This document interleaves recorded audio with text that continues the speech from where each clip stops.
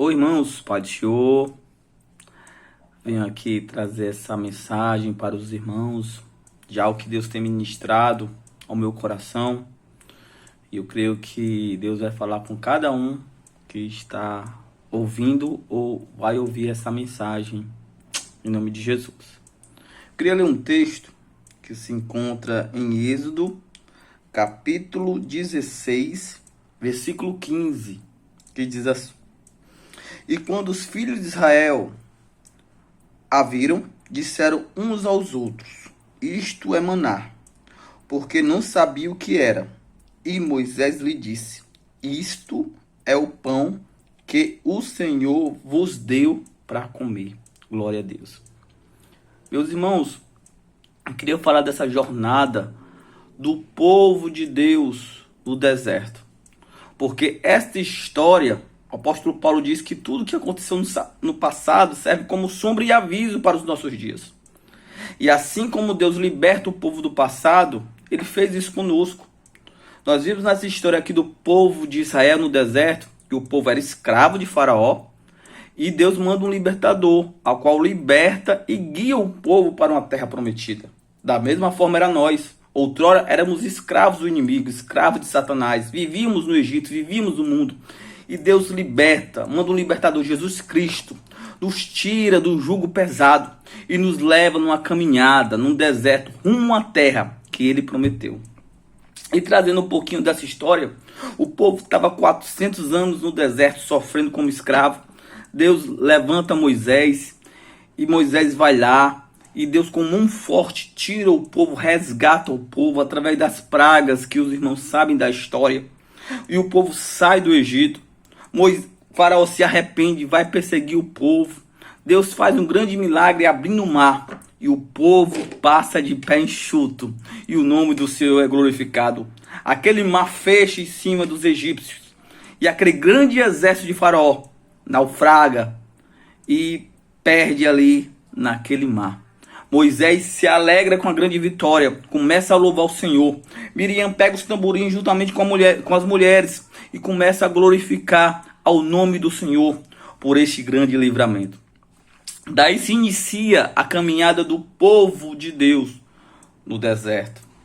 E a primeira estágio, depois de alguns dias, 3 dias de caminhada, eles se encontram em Mara, onde as águas eram amargas. Eles começam a murmurar, começam a questionar.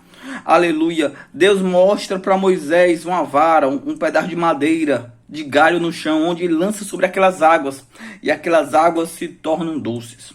E logo mais tinha Elim, que era um oásis de água de 12 fontes e palmeira para o povo. Porque no deserto Deus vai sempre mandando a providência para o povo de Deus.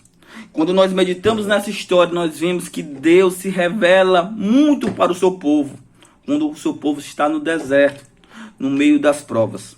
E é no deserto que mais nós vemos a mão de Deus sobre nós e o seu cuidado junto com o seu povo. Louvado seja o nome do Senhor. E chegamos ao capítulo 16.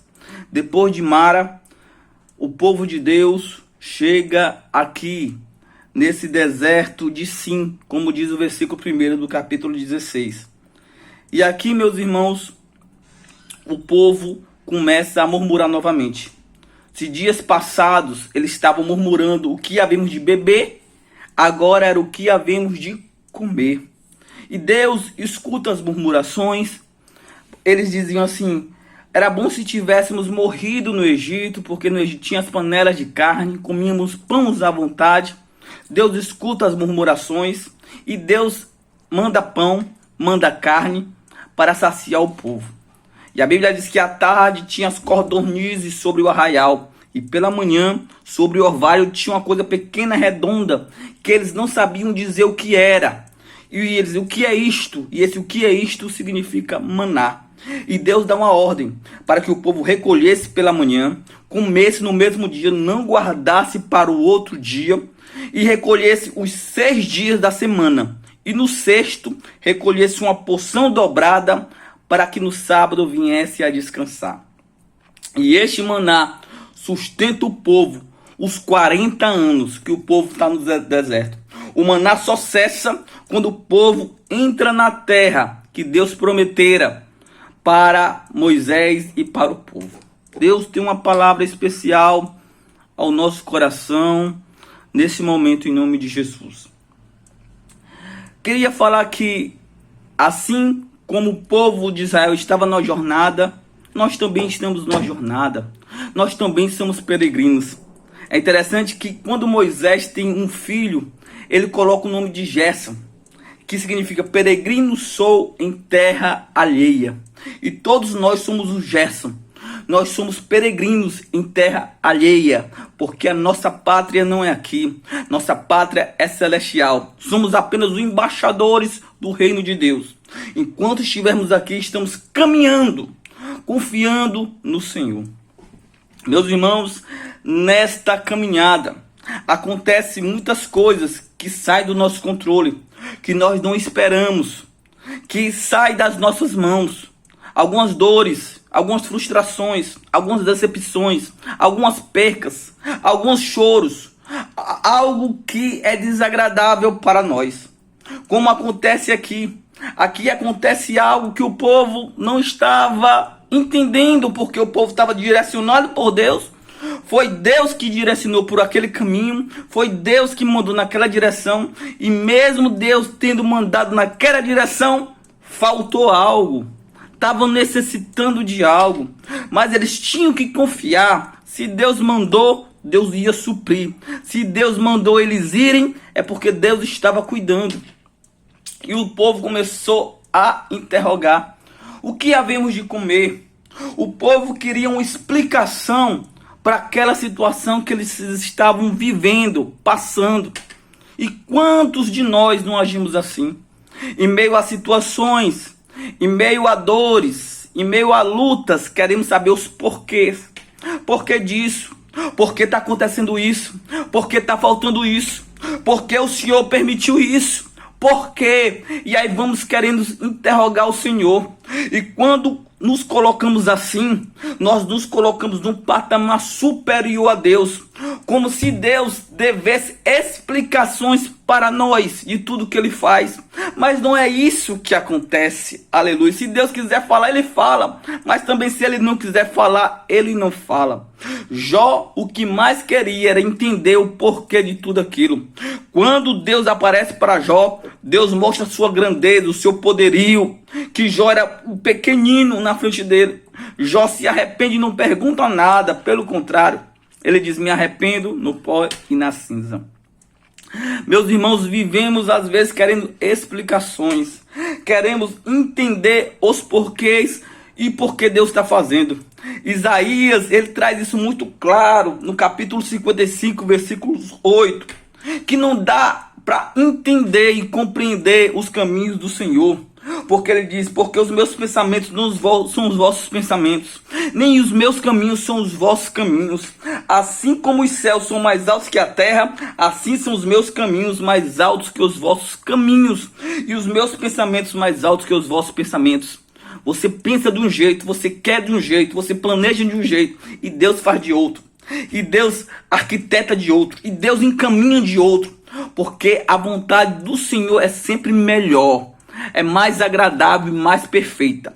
Temos somente que confiar no Senhor Jesus.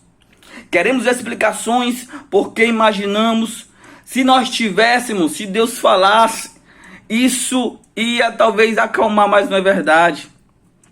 Explicações não saram um coração quebrado. Sabe o que sara um coração quebrado? São as promessas. É crer com fé nas promessas de Deus, naquele que nos prometeu, porque isso nos liga com a graça. E aí a gente passa a ter uma visão de águia, visão no Senhor, aleluia. Mesmo não entendendo, nós continuamos caminhando, aleluia, acreditando que Ele está no controle de tudo. Bendito seja o nome do Senhor. Uma segunda lição que eu aprendo aqui, meus irmãos, que o povo começa a pecar na mesma área. Veja, quando nós lemos os capítulos passados, o povo já tinha murmurado algumas vezes, questionado a Deus algumas vezes. E aqui não é diferente. Mas em outros capítulos, mais na frente, eles fazem a mesma coisa. O mesmo erro que eles tinham feito no passado, eles fizeram agora. É interessante que Paulo nos ensina na sua carta de Filipenses, que ele diz que aprendeu a viver contente com tudo. Mas o povo aqui vivia descontente com tudo. E quantas pessoas não vivem assim sempre descontentes? Aleluia. Quando aparece algum dia diferente, quando aparece uma nuvem negra, o descontentamento soa pela sua boca. E o povo aqui peca na mesma área. Aleluia. E às vezes acontece com muitos. A pessoa erra, se arrepende, pede perdão, sofre as consequências e alguns dias depois cai na mesma cova espiritual. Parece que esqueceu das consequências que sofreu. Parece que se esqueceu do que passou. Parece que se esqueceu que tinha dito que não ia fazer mais. E acaba pecando na mesma área que diz que não ia errar. E precisamos ter cuidado com isso, meus irmãos, para que nós não venhamos errar sempre no mesmo momento e na mesma ocasião que sempre erramos. Precisamos pedir graça ao Senhor, para que Deus venha nos livrar e nos dar graça, para resistir todas essas tentações, essas tribulações que de perto nos cercam. Meus irmãos, nós vemos aqui o povo com saudade das panelas do Egito. No capítulo 16 eles começam a dizer: quem dera que nós estivéssemos no Egito, porque lá tinha as panelas de carne, e lá nós comíamos pão à vontade.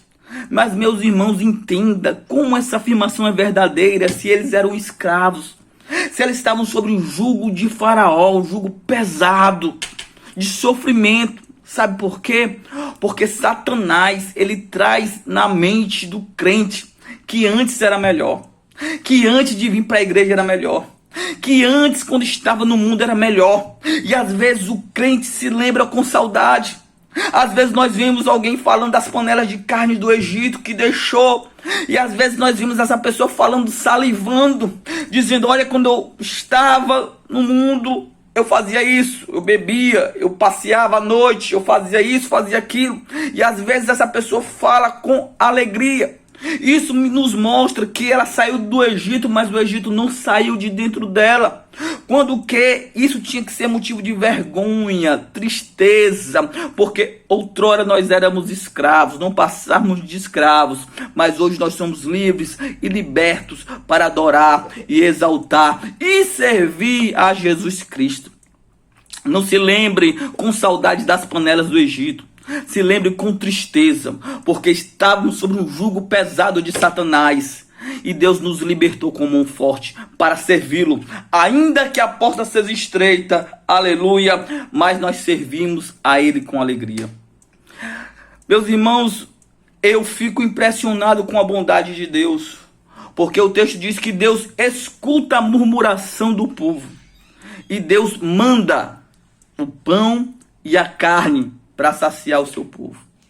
Veja só, meus irmãos, Deus escuta o povo murmurando, mas mesmo assim, Ele manda o que o povo está precisando. Com certeza Deus se entristeceu com esse erro, com esse pecado. Deus poderia muito bem exterminar este povo. Deus poderia mandar o juízo sobre esse povo. Mas Deus insiste em cuidar do povo. Assim como o pai cuida de um filho rebelde, assim como o marido continua com a esposa infiel, Deus continua a insistir em ter um relacionamento com o povo. Assim é o Senhor com as nossas vidas. Deus cuida de nós, não por conta das nossas qualidades, mas apesar dos nossos defeitos.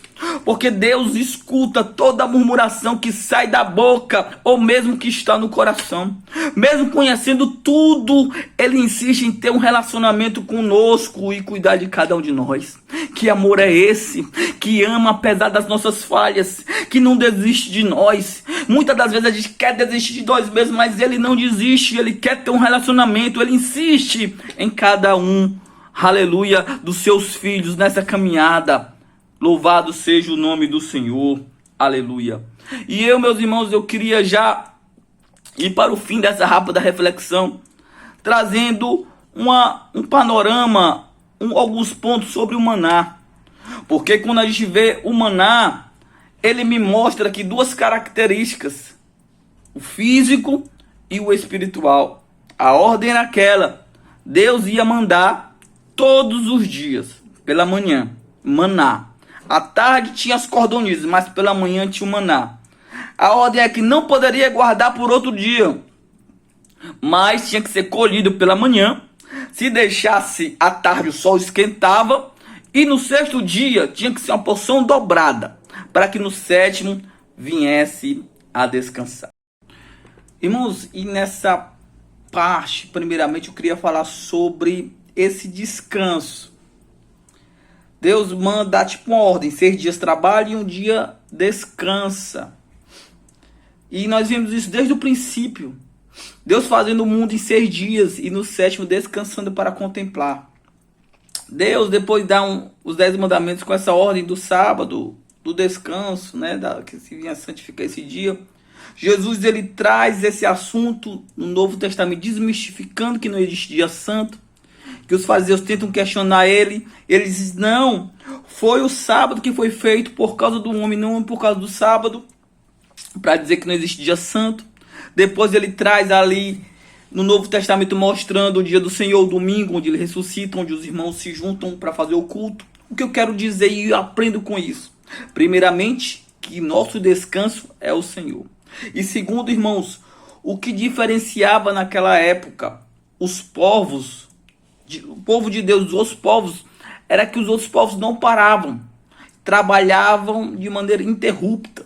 O escravo, quando o povo estava no Egito, eles não paravam, trabalhavam sem parar. Quando Deus liberta o povo, ele diz: olha, lembra-te de como era escravo no Egito, trazendo a memória que agora eles eram libertos, livres para servir ao Senhor.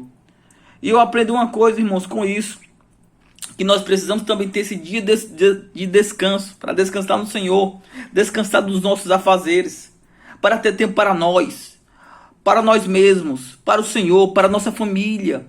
E às vezes o trabalho, a rotina, você não tem. Hoje o que é mais precioso no mundo não é nem o dinheiro, é o tempo. Pessoas, se pudesse, aumentavam horas no seu dia ou dias na sua semana, porque não conseguem parar. São às vezes escravos do seu trabalho. Eu não estou trazendo aqui que trabalho seja uma coisa ruim, pelo contrário. Trabalho de uma forma que não tem tempo para a família, não tem tempo para o Senhor e não tem tempo para si mesmo. E Deus nos traz e dizendo: olha, você não é mais escravo, você é livre. Talvez você diga: mas irmão, não tem como parar, não tem como. Tem.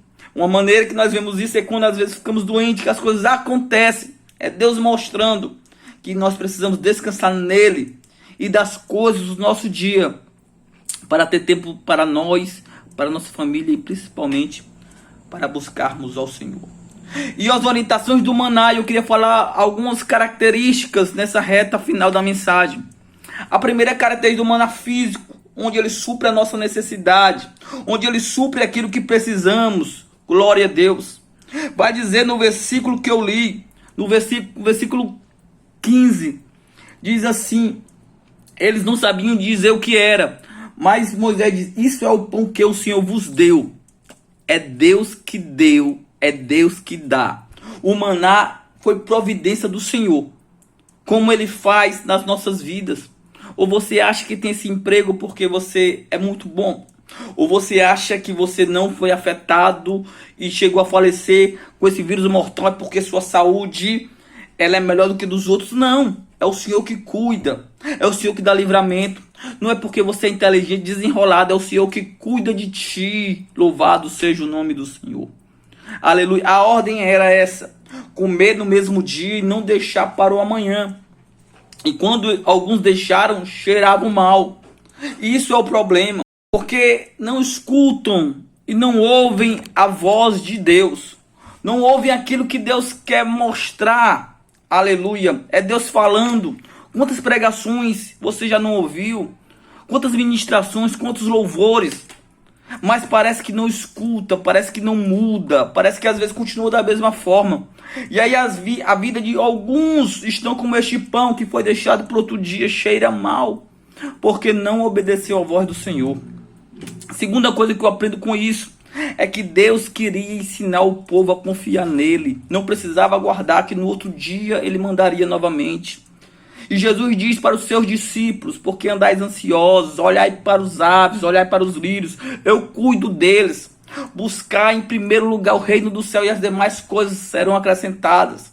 Essa ansiedade demasiada é característica do povo que não serve a Deus. Jesus diz, aleluia. E ele diz também, olha, não se preocupa com o dia de amanhã, porque o dia de amanhã tem o seu mal. Talvez foi nesse contexto que nós estamos vendo que a oração do Pai Nosso foi feita. Lembra, pão nosso de cada dia nos dai-vos hoje, porque o pão de hoje ele dá e o de amanhã dá também.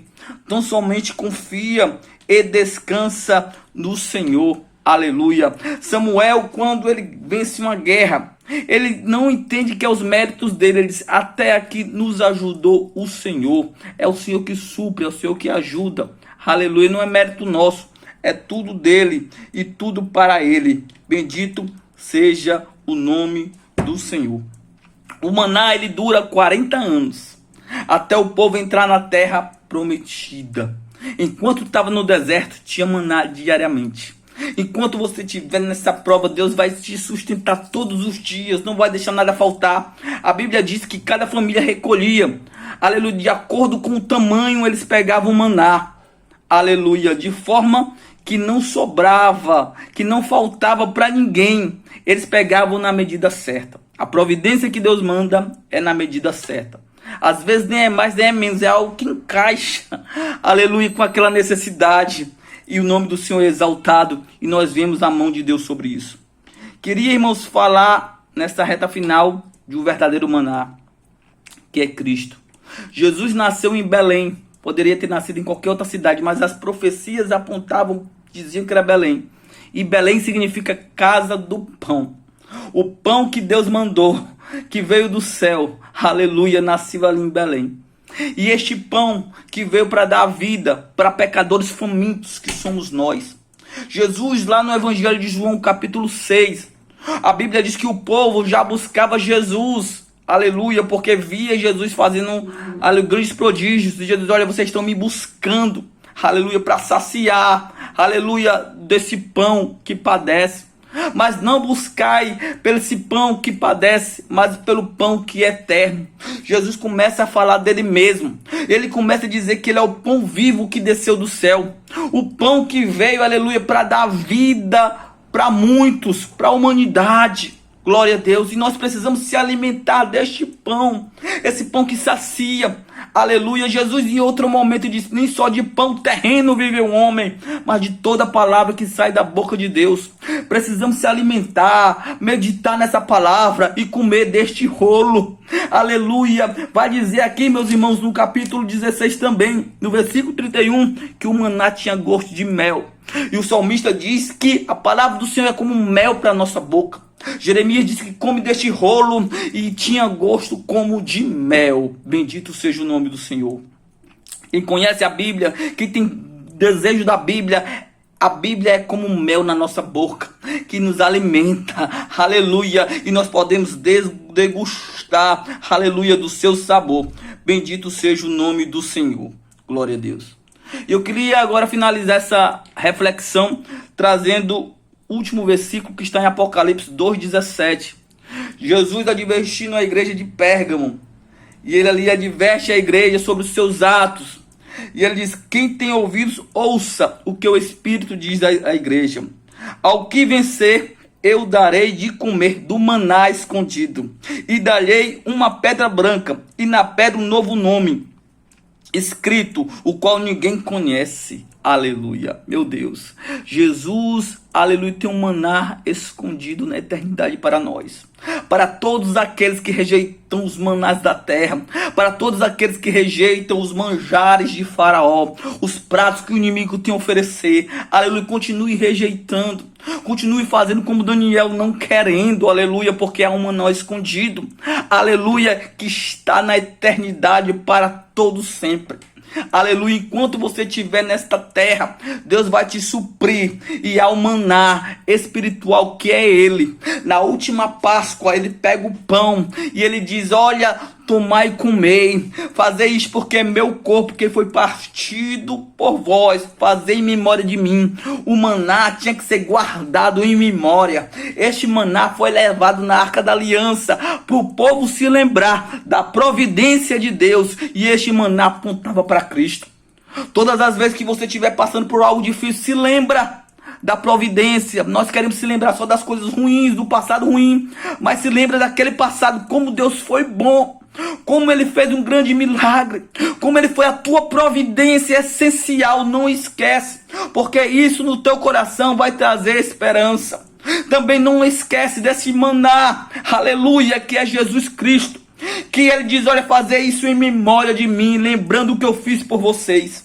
Então, igreja, então, meus irmãos, guarda essa palavra no nosso coração, no seu coração, que Deus é o maná que te supre todos os dias, tanto a tua necessidade física como a tua necessidade espiritual. Queria fazer uma oração agora. Pai, te trago aqui todos que estão ouvindo e ouvirão, Pai, esta palavra. Senhor, que o Senhor possa ser o seu alimento diário, Senhor. Que o Senhor possa ser o seu sustento diário, Jesus amado. Ah, Deus amado, Tu sabe o que eles estão passando. Tu sabe da sua necessidade, mas enquanto eles estiverem nessa prova, manda maná todo dia. Deus amado, nos ensina a confiar, tira toda a ansiedade. Aleluia, que a gente não vinha ficar preocupado, aleluia, preso no amanhã, mas sabendo que cada dia o Senhor manda o sustento que precisamos. Que nós viemos não ter um espírito murmurador, mas um espírito que confia e descansa na tua providência. Jesus amado, muito obrigado por ter vindo ao mundo, por ter vindo nos alimentar, por nos alimentar sempre, Senhor amado, de ti. Nos dá sede e fome da tua palavra e da tua presença, Pai. Que um dia nós vamos desfrutar desse maná escondido na eternidade. E toda essa dor, toda essa frustração, tudo que nós abrimos mãos vai valer a pena, Senhor, porque é algo muito melhor. Porque quem come e tem fome desse maná não tem apetite pelas coisas terrenas e pelos manás pagãos. Abençoa o teu povo, abençoa todos que ouvirão, estão ouvindo a mensagem deste vídeo, em nome de Jesus. Que Deus te abençoe, que Deus seja contigo. Guarde esta palavra no seu coração, em nome de Jesus.